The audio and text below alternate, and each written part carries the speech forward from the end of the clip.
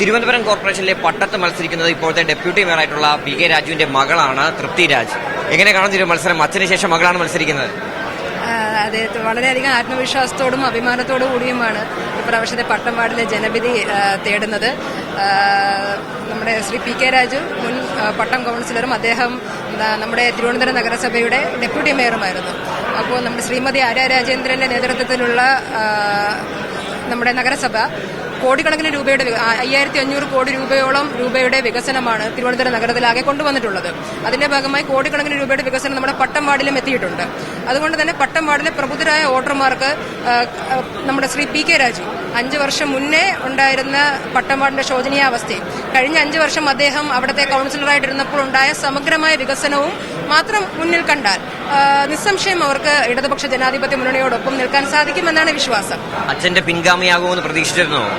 അച്ഛന്റെ പിൻഗാമിയാകുമെന്ന് തീർച്ചയായും 100% വിശ്വാസമുണ്ടായിരുന്നു. കാര്യം കുഞ്ഞിലെ നിഷ്കളങ്കനായ വളരെ പാർട്ടിക്ക് വേണ്ടി ഉറപ്പോ ഊണോ ഒന്നുമില്ലാതെ സമര രംഗങ്ങളിൽ നിന്ന് രക്തം നിറഞ്ഞ ഉടുപ്പുമായിട്ടൊക്കെ വരുന്ന എന്റെ അച്ഛനെ കണ്ട് വളരെ ആരാധനയോടുകൂടി, നമുക്കൊരു ഫിലിം സ്റ്റാർസിനോടൊക്കെ ഒരു ആരാധന ഉണ്ടല്ലോ, അതുപോലെ എന്റെ അച്ഛന്റെ രാഷ്ട്രീയ പ്രവർത്തനത്തിനോട് ആരാധന തോന്നി കുഞ്ഞിലെ പാലവേദിയിൽ നിന്നും തിരുവനന്തപുരം ജില്ലാ പ്രസിഡന്റായി ASFന്റെ ജില്ലാ സംസ്ഥാന തലത്തിൽ പ്രവർത്തിച്ച് AYFന്റെ ജില്ലാ തലത്തിൽ പ്രവർത്തിച്ച് ഇപ്പൊ CPIയുടെ ലോക്കൽ തലത്തിൽ പ്രവർത്തിച്ച് വരുന്ന ഒരു സഖാവാണ് ഞാൻ.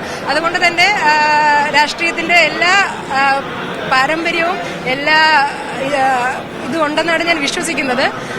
ഡെപ്യൂട്ടി മേയറുടെ മകൾ എന്നതിലുപരി എല്ലാ കാര്യങ്ങളിലും എനിക്ക് ഓടിയെത്താൻ കഴിയുമെന്ന് ഞാൻ വിശ്വസിക്കുന്നു.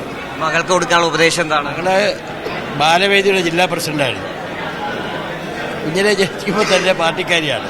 ബാലവേദിയുടെ ജില്ലാ പ്രസിഡന്റ്, AESFന്റെ മണ്ഡലം നേതാവായി, ജില്ലാ നേതാവായി, സംസ്ഥാന നേതാവായി, AYFന്റെ ജില്ലയുടെ നേതാവായി, ഇപ്പോൾ നിലവിൽ ലോക്കൽ കമ്മിറ്റി അംഗമാണ്. മകളെന്നുള്ള ഒരു പരിഗണനയും അങ്ങനെ കാര്യത്തിലില്ല.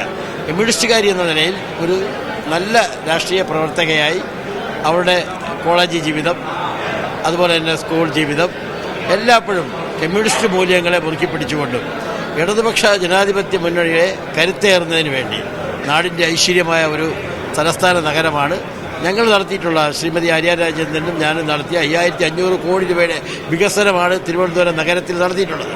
അതിൻ്റെ തുടർച്ചയായി പുതിയ ഭരണസമിതി ഉറപ്പായി ഇടതുപക്ഷ ജനാധിപത്യ മുന്നണി വമ്പിച്ച ഭൂരിപക്ഷത്തിൽ നിലവിൽ ഉള്ളതിനെക്കാട്ടി കൂടുതൽ സീറ്റുകളിൽ വിജയിച്ചു വരും.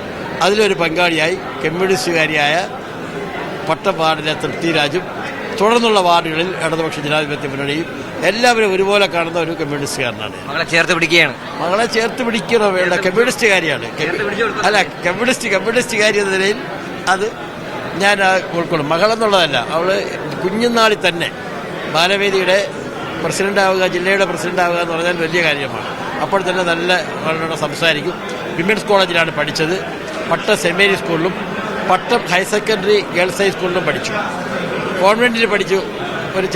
ഒരു കന്യാസ്ത്രീ മഠത്തിൽ പഠിച്ചു. എന്തായാലും നമ്മളൊരു പിൻഗാമിയായി നാടിന് ഉപയോഗമുണ്ടാകുന്നവളായി, അല്ലെങ്കിൽ എൻ്റെ ആ കമ്മ്യൂണിസ്റ്റുകാരിയായി ഉണ്ടാകണമെന്നാണ് എൻ്റെ ഒരു അഭ്യർത്ഥന. കമ്മ്യൂണിസ്റ്റ് മൂല്യങ്ങളെ മുറുക്കി പിടിക്കുന്ന ഒരാളായിരിക്കണമെന്ന് മാത്രം. ക്യാമറ പേഴ്സൺ ബിജു മടൂരിനോടൊപ്പം RB സനു, മീഡിയ 1.